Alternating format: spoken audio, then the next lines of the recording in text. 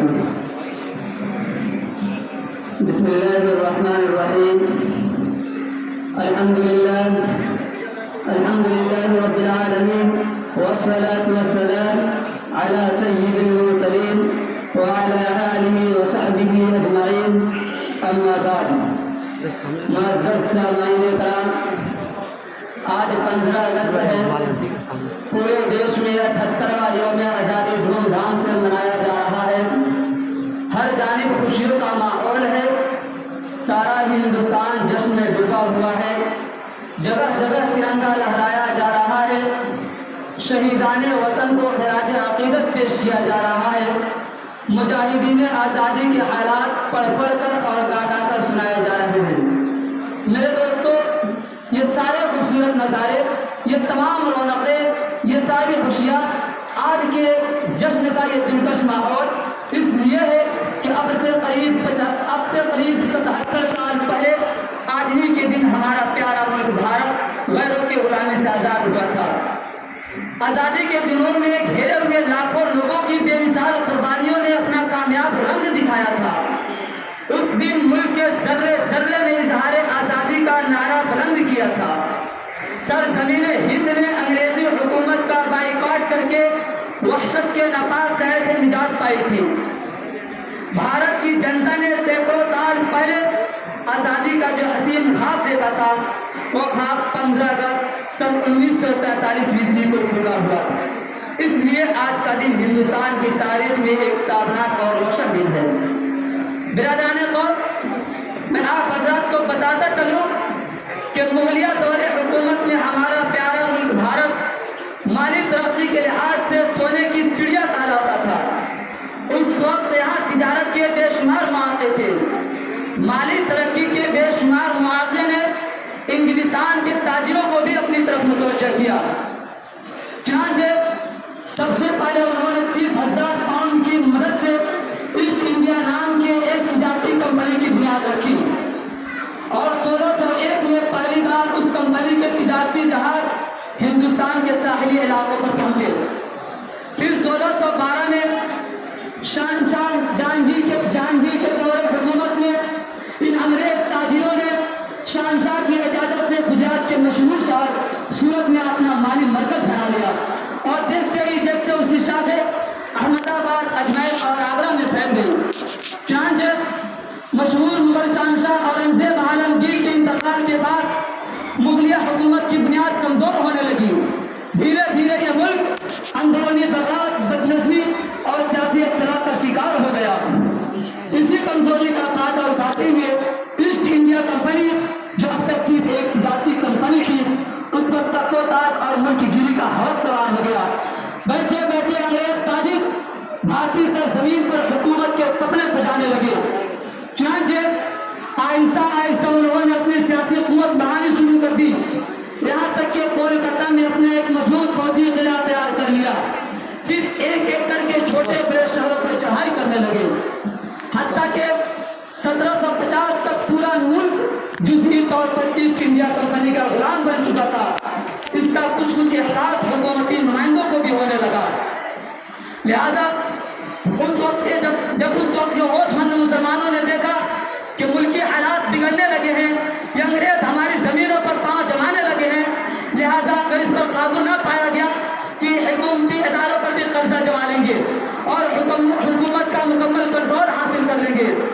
چنانچہ اس ظالمانہ سازش کے خلاف جس شخص نے سب سے پہلے آواز اٹھائی اور بنگال کا رئیس نواب سراج الدولہ تھا، جس نے انگریزوں سے پنجہ آزمائی کرتے ہوئے 1757 میں پلاسی، 1764 میں بکسر اور 1774 میں روہیل کھنڈا کی جنگ لڑی. لیکن بدقسمتی سے اپنوں کی دغابازی کے سبب انگریز ہر محاذ پر کامیاب ہوتے رہے. پھر 1799 میں ہندوستان کے شیر دل حکمراں ٹیپو سلطان نے انگریزوں سے زبردست مقابلہ کیا، لیکن اس جنگ میں بھی اپنوں کی غداری نے ٹیپو سلطان کو کمزور کر دیا، جس کے سبب ٹیپو سلطان یہ کہتے ہوئے موت کو گلے لگا لیا کہ شیر کی ایک دن کی زندگی گیدڑ کی 100 سالہ زندگی سے بہتر ہے.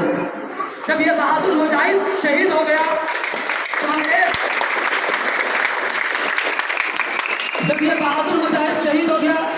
تو انگریزوں نے اطمینان حاصل کرتے ہوئے اعلان کیا کہ آج سے ہندوستان ہمارا ہے، مطلب یہ کہ اب ہماری حکومت کے بیچ کوئی رکاوٹ نہیں ڈال سکتا۔ تحریک آزادی کا ایک دور یہاں ختم ہو گیا۔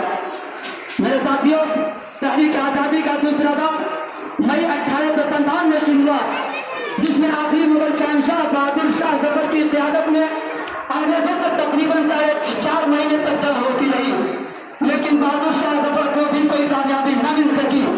آخرکار ایسٹ انڈیا کمپنی کا عمل دخل ختم ہو کر ہندوستان پر براہ راست ملکہ برطانیہ کی حکومت قائم ہو گئی۔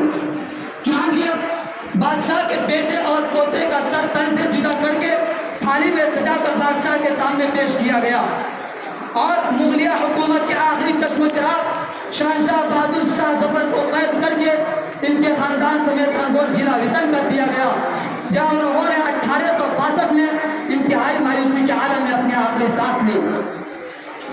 میرے دوستوں، جب یہ سب کچھ ہو گیا تو 1857 میں ہی علماء اہل سنت نے اپنی جان و مال، عزت و آبرو کی خیال کیے بغیر انگریزوں کے خلاف جہاد کا فتویٰ دیا۔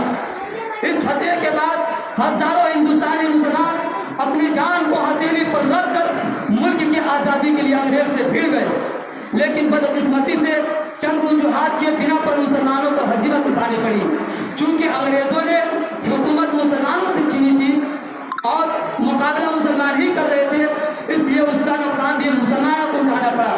البتہ 1857 کی بغاوت کو کچلنے میں انگریزوں نے کوئی کسر باقی نہیں چھوڑی۔ اس بغاوت کے انتظام میں انگریزوں نے تو مرد ہزاروں خواتین کو بھی ذل و ستم کا نشانہ بنایا، کتنوں کا تو پتہ ہی نہیں چل سکا۔ تھوڑے شبے کی وجہ سے پورا کا پورا شہر میدان جنگ میں بدل دیا جاتا تھا۔ لہذا 1857 کی بغاوت کے بعد حالات کچھ بہتر ہوئے۔ جب بڑے بڑے مسلم رہنما جیل سے رہا ہو کر آئے تو دیکھا کہ حالات بالکل بدل چکے ہیں۔ جن کے والدین میدان جنگ میں شہید ہو چکے تھے، ان کے یتیم بچے سڑکوں پر ہیں، ان کے سر پر کوئی شفقت کا ہاتھ رکھنے والا نہیں۔ انہیں انگریزی اسکول اور چرچ کی نوٹ پکڑ کر لے جاتے اور یہ کہتے کہ چلو ہم تمہیں کھانا دیں گے، کپڑا دیں گے، رہنے کے لیے مکان دیں گے۔ الغرض ان کا مقصد صرف ایک ہی تھا کہ ہم ان یتیم بچوں کو ذہنی غلام بنائیں گے۔ ان حالات کو علماء دیکھ کر سر جوڑ کر بیٹھے اور فیصلہ کیا کہ پھر سے ہمیں ایک ایسی تیاری کی ضرورت ہے جس میں ہندو، مسلم، سکھ، عیسائی سب ساتھ مل کر جنگ لڑے۔ چنانچہ سب نے مل کر انڈین نیشنل کانگریس کی بنیاد رکھی۔ اس تحریک میں مہاتما گاندھی جی کو بھی شریک کیا گیا۔ مہاتما گاندھی نے اس کوشش کو ایک نیا رنگ دیا، پھر دھیرے دھیرے اس میں پنڈت جواہر لال نہرو، پنڈت موتی لال نہرو، جے پرکاش نارائن، تارا سنگھ اور ڈاکٹر راجندر پرساد اور کئی سارے بڑے بڑے لوگ اس میں شامل ہوئے اور سب نے ایک ساتھ مل کر آزادی کی لڑائی لڑی۔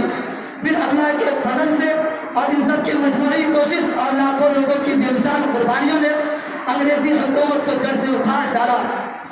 اسی طرح 15 اگست 1947 عیسوی کو ہمارا ملک غیروں کی غلامی سے آزاد ہو گیا۔ ہم ملک کے ان مجاہدین کو سلام پیش کرتے ہیں اور خراج عقیدت پیش کرتے ہوئے دعا کرتے ہیں کہ اللہ تعالیٰ اپنے رحمت کے سائے میں ان مجاہدین کو جگہ دے جنہوں نے اپنا سب کچھ لٹا کر اس ملک کو آزاد کرایا۔ اللہ پاک اس ملک کی حفاظت فرمائے، آمین۔